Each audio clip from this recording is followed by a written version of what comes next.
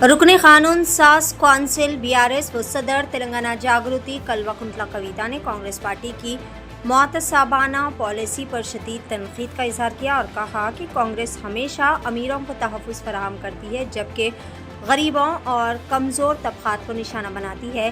तेलंगाना में कांग्रेस हुकूमत की जानिब से हैदराबाद सेंट्रल यूनिवर्सिटी HCU की ज़मीन पर कब्जा करने की कोशिश एक खुली बदउनवानी है। इस मामले में अदालत पहले ही ये फैसला सादर कर चुकी है कि ये ज़मीन कानूनी तौर पर यूनिवर्सिटी की मिल्कियत है।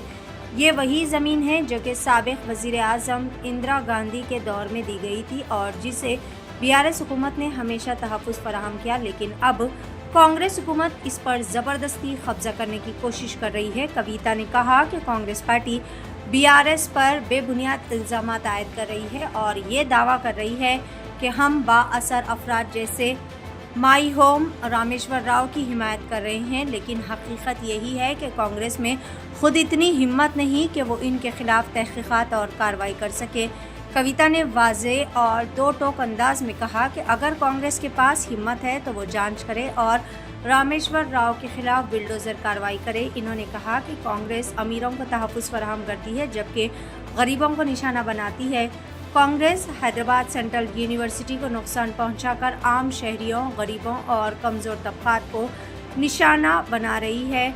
इन्होंने मज़ीद कांग्रेस हुकूमत से मुतालबा किया कि वो अदालत के फ़ैसले का एहतराम करे और हैदराबाद सेंट्रल यूनिवर्सिटी की ज़मीन के तहफ़्फ़ुज़ को यकीनी बनाए। हक़ाइक़ को तोड़ मरोड़ कर तालीमी इदारों पर हमला करना ये साबित है कि कांग्रेस की असल तरजीह सिर्फ बाअसर तबक़े को फ़ायदा पहुंचाना है और आम लोगों और कुदरती वसाइल को नुकसान पहुंचाना इसकी पॉलिसी का हिस्सा बन चुका है। कविता ने कहा कि बीआरएस पार्टी हमेशा तालीमी इदारों के तहफ़्फ़ुज़, गरीबों के हुकूक़ और माहौलियात की हिफाजत के लिए अपनी जद्दोजहद जारी रखेगी। पेश है Asian TV news bureau report. देखिए, ये सरासर गलत है कि ये ज़मीन सरकार की है, ये यूनिवर्सिटी की ज़मीन है और मैं ये कहना चाहती हूँ कि जब सरकार कोर्ट में जीतती है ये लैंड को, ये ज़मीन को वापस यूनिवर्सिटी को देना चाहिए। That is only fair. और बच्चे बस यही पूछ रहे हैं कि हमारी ज़मीन हमें दे दो, इसमें कुछ मत करो।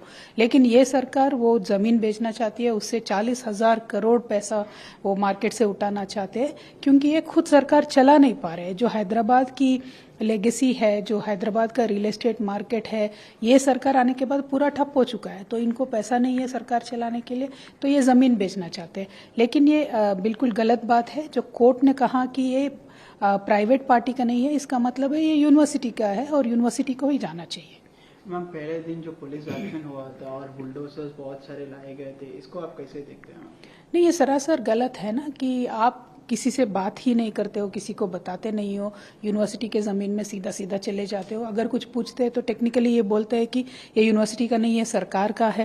ये बिल्कुल गलत है। हमारी हैदराबाद की एनवायरनमेंट को भी नज़र में रखना चाहिए। 20-25 सालों में किस तरीके से सिटी बदला है उसको भी नज़र में रखना चाहिए।